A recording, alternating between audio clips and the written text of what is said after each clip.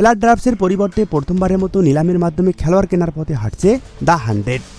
ইংল্যান্ডের 100 বলের এই ফ্র্যাঞ্চাইজি ভিত্তিক ক্রিকেট টুর্নামেন্টে খেলার আশায় বাংলাদেশের 23 ক্রিকেটার নাম নিবন্ধন করেছিলেন।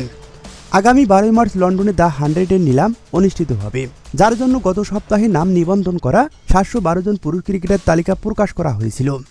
এবার তাদের মধ্য থেকে চূড়ান্ত তালিকায় রাখা হয়েছে 247 জন ক্রিকেটারকে।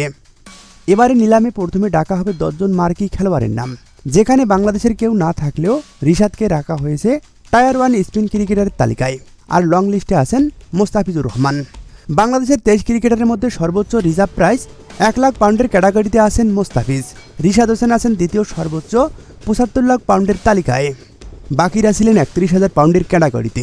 তবে মোস্তাফিজ রিশাদ বাদে কেউ নিলামের জন্য চূড়ান্ত হননি।